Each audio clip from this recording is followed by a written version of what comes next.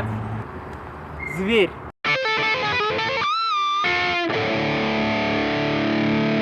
Всем добрый день!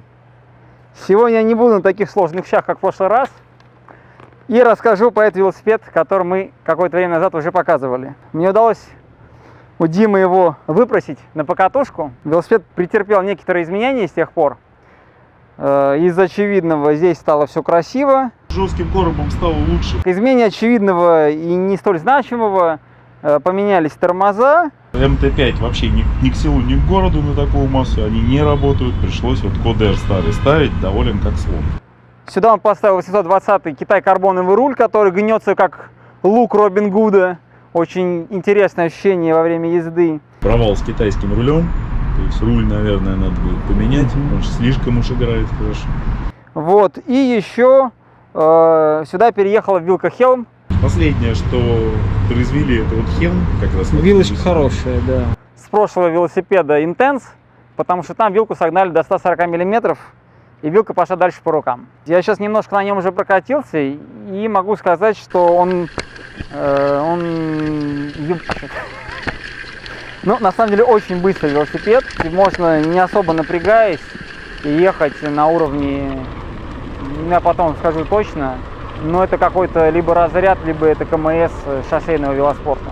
Соответственно, хотим немножко покататься, посмотреть, как оно ездит.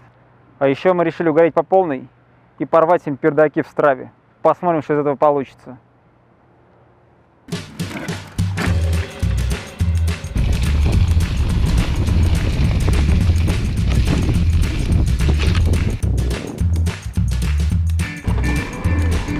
Сзади.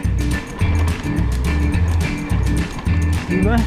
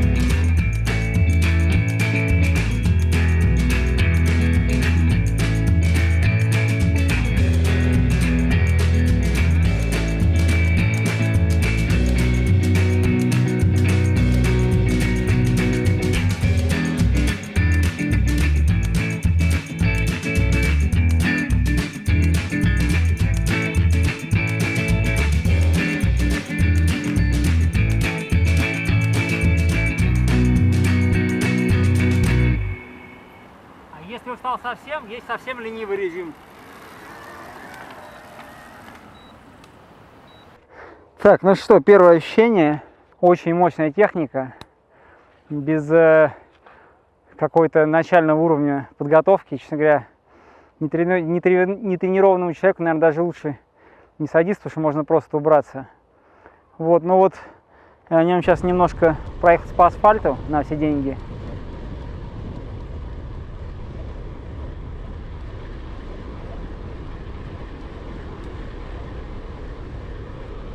Ехал коломенские каменные секции.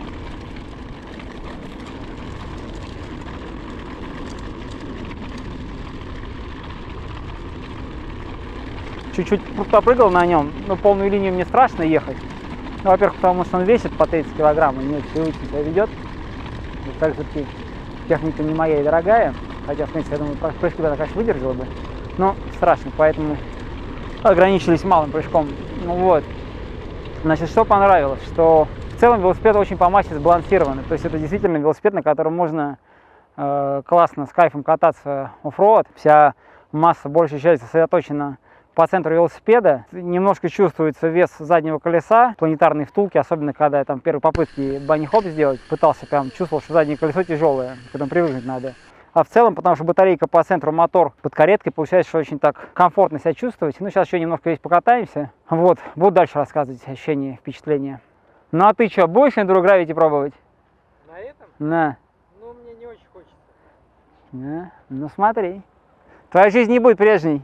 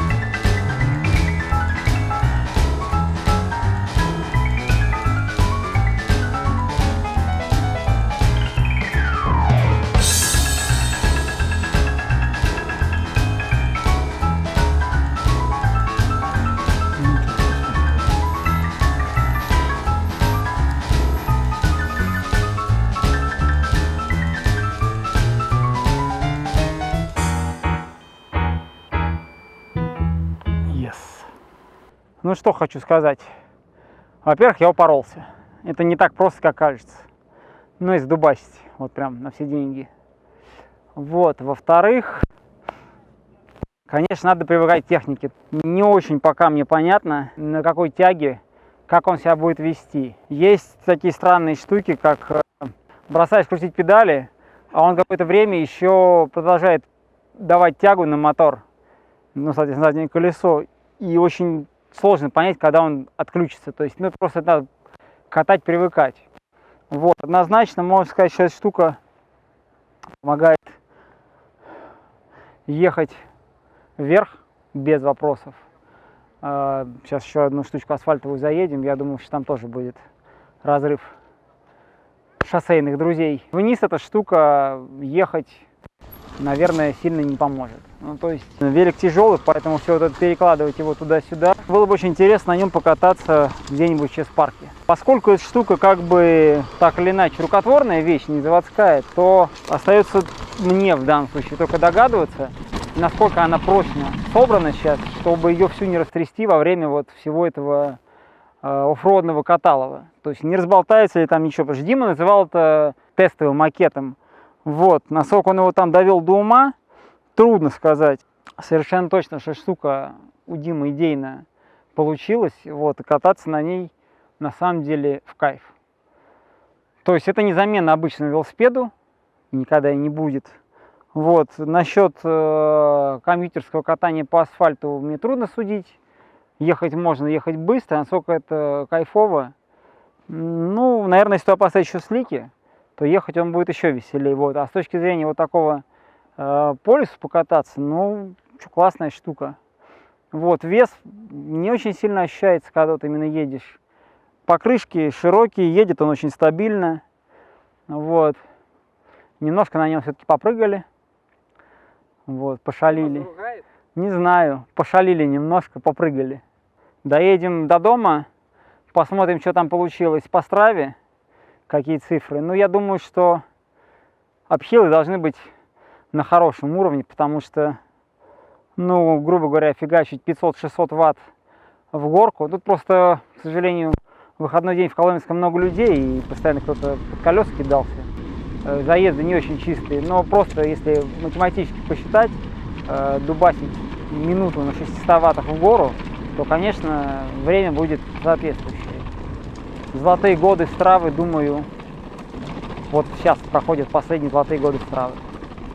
Потому что электричек будет все больше и больше, и получается, что составляющая соревнования, она так или иначе будет утрачена. Вот, они вывели e-байки в отдельную категорию, но это тоже не имеет смысла, потому что если брать заводские велосипеды, у них честные у всех 250 ватт, люди их начинают анлочить, или вот такие самодельные штуки по киловатту, поэтому опять же это уже все не будет честным соревнованием.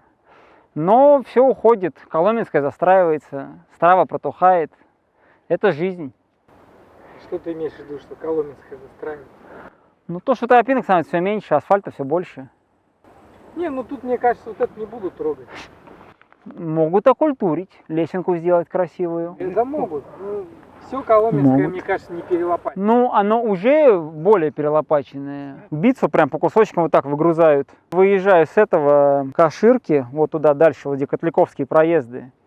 И я обалдел, там где раньше какие-то были овощебазы, промзоны, там сейчас какие-то жилые, да, кварталы просто появились. Причем это буквально за год.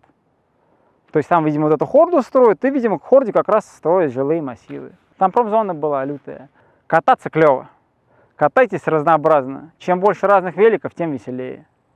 Очень хочется попробовать шоссейную электричку. Я думаю, что это тоже наверняка весело. Заранее извиняюсь перед зрителями за локацию. Тут просто нашли единственное более-менее тихое место, чтобы записать несколько вопросов Диме.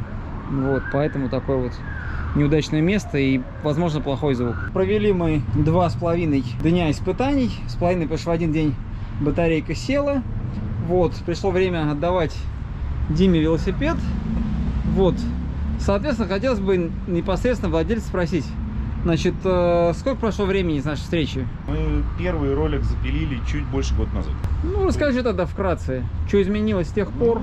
Смотри, как и ожидалось, то есть с момента первой съемки, то есть махнули тормоза, Ага. то есть МТ-5 вообще ни к селу, ни к городу на такую массу, они не работают, пришлось вот Кодер старый ставить, доволен как слон. Они лучше, да? На обычном велосипеде, может быть, и возникает ощущение, что они избыточные, здесь, в принципе, самый раз. Задняя звезда приводная, ну, то есть ведомая с 23 зубов поменялась на 21 зуб. Стала отличаться езда на первых передачах. До этого, как бы, на 23 зубах он всегда стремился на заднее колесо уйти куда-то. Это жесткий короб. Да, короб удобный. С жестким коробом стало лучше. Закончился эффект, скажем так, когда на каких-нибудь интересных закладываниях приходилось коленкой подпирать аккумулятор, чтобы он из рамы не вылетел, не выскочил. Последнее, что произвели, это вот Хен, как раз. Вилочка хорошая, да. Слушай, а что за хитрый такой успокоитель у тебя появился сзади? Это, наверное, самый дорогой успокоитель в мире, мне кажется. Ты знаешь, вообще с точки зрения, опять же, ценообразования на переключателе, это самый дешевый с фрикционной муфтой. Ага. Вот, а без нее он работать не хочет. Мы погоняли его по горам, по долам, чуть-чуть попрыгали. Вот, решили мы провести испытание со Стравой. Я думаю, что мы выложим результаты в Страву.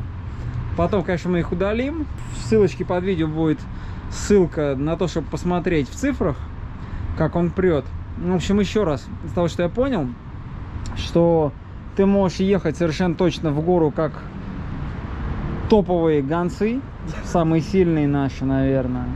Вот, по асфальту я уже тоже говорил, что я, наверное, приведу табличку с нормативами КМС, МС, мне кажется, сопоставимо, то есть можно ехать там 45 по асфальту. Можно ехать больше, но главное на свежем аккумуляторе. За счет того, что звезды поменяли заднюю, то есть звезду заднюю поменяли. В принципе, прирост не настолько очевиден, но максимально, что получалось выжить уже совершенно без головы на 23 зубах, было порядка 58 км в час. 21 получилось выжить 64. Вот очень мне понравилось, как он себя ведет на бездорожье, в том плане, что на каких-то вертлявых трейлах. Совершенно нормально он рулится, нет какого-то ущерба из-за веса. Ну, то есть, разумеется, надо привыкнуть, что под тобой не 15 килограмм, а он сколько весит? 25. 25. Я его так и не взвесил. Очень прикольно было бы, конечно, куда-нибудь его вытащить в Битцу или в Чес-парк. Вообще для Чес-парка руль широковат будет, там прям у нас перебор будет. Слушай, что по в итоге расходу, износу цепей? Цепь на 1000 километров. Дорогая, дешевая все равно? Дешевые меньше 1000 километров. Из серии вот того, что сейчас стоит, это цепь коммерческих прокатных электробайков. Ага. И вот предыдущая, наверное, чуть больше 1000 прошла при регулярной смазке, в принципе. Но калибрки единицы проваливается иначе. Спустя там сколько там, 1000 с небольшим. Сейчас цепь свежая. Насколько хватит, опять же, не очень хорошо понимаю. Так, навскидку километров 300 может быть на ней, может чуть больше. Что-то на нем еще менять планируешь? Ты знаешь, были мысли туда пассивного охлаждения еще на мотор прилепить. Отсечки не будет по перегреву, либо она будет позже гораздо возникать. Но опять же, сильно я в перегрев не впирался максимум, то есть какой эффект возникал, это прижигание голой ноги, вот так вот было, да? кожух двигателя. Ну, как бы это такое бывает, скажем так. Но не знаю, надоест, придумаю. Пока как бы... Тепленький, сколько я минут 15 назад приехал, руки пока не доходят. Вольтаж повышать пока смысла не вижу. Думал сначала, но понимаю, что явно не с этим мотором. Потому что, опять же, видишь, год прошел, информации больше появилась. Но вот из этого уже, в принципе, весь ресурс, который можно было, китайцы вытащили. То есть есть какие-то эксперименты. Какие-то новые моторы, да? Два варианта, два пути. То есть либо интеграшка Bafang на 1,5 киловатта. А как ты сюда поставишь? А у них есть монтажная пластина. Ты режешь каретку, ввариваешь вместо каретки эту алюминиевую монтажную пластину и цепляешь на нее. То есть он в комплекте идет. Круто. Либо второй вариант — это киловаттник с большим ребрением. Лучше охлаждается, в принципе, больше заявленная мощность. То есть если этот там до 1,5 киловатт условно можно раскочегарить, тот в принципе в состоянии раскрутиться еще сильнее. Но тут опять моменты, тут нюансы. Нужно подходящую раму, потому что там уже, простите, под каретку 120 мм. В эту раму уже однозначно не влезет. Найду донора, будет много свободного времени и лишних денег. Может быть, получится заморочиться. Пока этот мучаем. Посмотрим. Видишь, провал с китайским рулем. То есть руль, наверное, надо будет поменять. Он же слишком уж играет хорошо. Понял. Ну, спасибо тебе большое за этот драйв. Всем до скорой встречи. Пока.